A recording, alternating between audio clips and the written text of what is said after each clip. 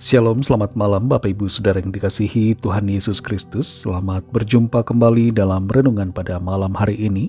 Bagaimana kabar saudara semua? Doa dan harapan saya, saudara semua ada dalam keadaan yang baik, selalu bersuka cita, sehat dan berlimpah berkat Tuhan. Apapun keadaan kita, tetap percaya Tuhan menyertai dan akan selalu menolong kita. Sebelum kita mendengarkan renungan firman Tuhan, mari kita berdoa. Terima kasih Tuhan Yesus, kami mengucap syukur ya Bapa oleh karena berkat pertolongan Tuhan sehingga kami dapat melalui hari ini. Tugas-tugas kami dapat kami kerjakan, aktivitas kami diberkati Tuhan. Saat ini kembali kami mau mendengar sabda firman-Mu. Urapi kami Tuhan untuk mengerti dan taat pada kehendak-Mu. Dalam nama Tuhan Yesus kami berdoa. Haleluya. Amin. Saudara yang dikasihi Tuhan, ayat renungan kita pada saat ini terdapat dalam Esra pasal 4 ayat yang keempat. Tertulis demikian. Maka penduduk negeri itu melemahkan semangat orang-orang Yehuda dan membuat mereka takut membangun. Saudara yang dikasihi Tuhan, Edward Steichen yang akhirnya menjadi salah satu fotografer paling terkenal di dunia, hampir menyerah pada hari ia mengambil foto pertamanya. Di usianya yang masih 16 tahun, Steichen membeli kamera analog dan mengambil 50 foto. Tapi hanya satu foto yang muncul dan berhasil, yaitu potret saudara perempuannya di depan piano. 49 foto yang lainnya tidak jadi alias gagal. Ayah dari Edward menganggap hal itu merupakan performa yang buruk sebagai seorang fotografer. Tapi ibunya bersikeras bahwa foto saudara perempuannya itu begitu indah sehingga lebih dari cukup untuk mengimbangi 49 kegagalan. Dorongan dari ibunya memberikan Edward Steichen semangat untuk tetap menekuni hobinya di bidang fotografi. Dia hampir saja menyerah, tapi kembali bangkit, dan bertahun-tahun setelahnya ia dikenal sebagai seorang fotografer kawakan dunia. Kita perlu memiliki semangat pantang menyerah, meskipun orang-orang di sekitar kita berusaha untuk melemahkan kita. Dalam Esra 4 ayat 4 ini dikatakan, maka penduduk negeri itu melemahkan semangat orang-orang Yehuda dan membuat mereka takut membangun.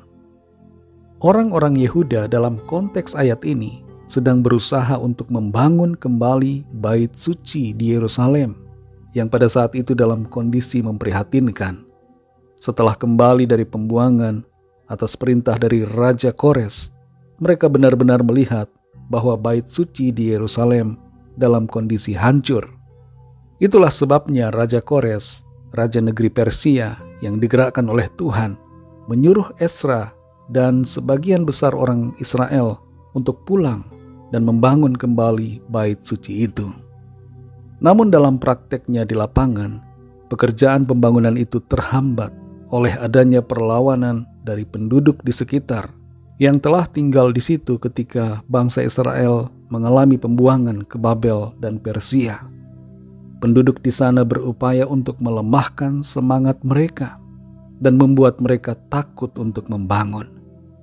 Tapi pada akhirnya, bait suci itu berhasil dibangun kembali karena kekuatan dari Tuhan yang menopang mereka, sehingga mereka terus bersemangat dalam mengerjakan visi dari Tuhan. Saudara yang dikasihi Tuhan, dalam kehidupan ini tidak jarang kita menghadapi orang-orang yang berusaha untuk membuat kita tidak bersemangat, putus asa, dan menyerah dalam mengerjakan visi dan tujuan yang ada dalam hati kita. Kebanyakan orang bukan mendukung, tapi malah ingin kita jatuh.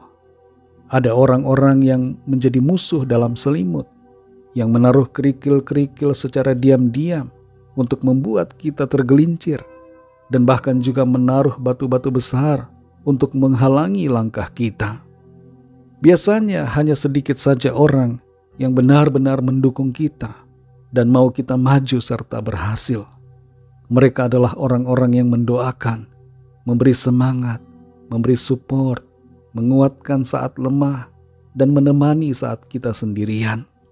Terlebih dari semuanya itu, saudara, Tuhan menjadi pribadi yang selalu ada bersama kita, menopang dan menguatkan untuk kita berhasil dalam mengerjakan panggilannya. Kalau ada di antara kita yang saat ini sedang lemah semangat, sedang merasa dimusuhi, dijauhi, ditinggalkan, diancam, difitnah, atau diintimidasi oleh orang-orang di sekitar kita, mari jangan lemah. Selama kita tahu dan yakin bahwa kita ada dalam jalan yang benar, ada dalam visi yang baik sesuai kehendak Tuhan, maka jangan takut, tetaplah bersemangat dan kerjakanlah sampai berhasil apa yang Tuhan taruhkan dalam hati kita untuk kita lakukan. Mari kita berdoa. Terima kasih ya Bapa, kami mengucap syukur kepadamu ya Tuhan, karena firman-Mu memberikan kami kekuatan dan sukacita, membangkitkan semangat kami kembali. Dalam situasi yang sulit, di mana orang-orang melemahkan kami, ada banyak orang yang berusaha membuat kami putus asa. Kami bersyukur karena firman-Mu menguatkan kami.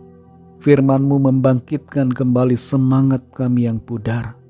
Firman-Mu menolong kami untuk bangkit. Firman-Mu mengobarkan hati kami untuk berjalan dalam visi panggilan Tuhan, untuk mengerjakan apa yang Tuhan taruhkan dalam hati kami. Kami tidak mau putus asa ya Tuhan. Kami mau tetap bersemangat. Kami mau bekerja, melakukan bagian kami. Dan kami percaya Tuhan akan menopang kami. Tolong kami supaya kami tidak terpengaruh dengan berbagai kata-kata dari orang-orang di sekitar kami yang berusaha untuk menjatuhkan semangat dan melemahkan kami, atau yang membuat kami takut untuk mengerjakan tugas kami. Berikan kami kekuatan-Mu ya Tuhan. Tuntun kami Roh Kudus untuk berjalan dalam kuat kuasa-Mu, sehingga kami memiliki keberanian dan berjalan dalam kemenangan. Terima kasih Tuhan. Berkatilah kami Tuhan di sepanjang malam ini dalam istirahat kami. Lingkupi kami dengan kasih dan kuasa-Mu. Bangunkan kami kembali besok pagi dengan kekuatan yang baru.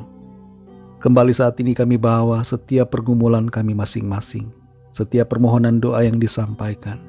Biarlah Tuhan melawat dan menjamah, mengerjakan mujizat-Mu dalam kehidupan setiap kami. Kami percaya kami alami jawaban doa. Kami alami pertolongan Tuhan. Berkatilah ya Tuhan bangsa dan negara kami Indonesia. Berikanlah keamanan, kedamaian dan kesejahteraan. Dan persatukan bangsa kami.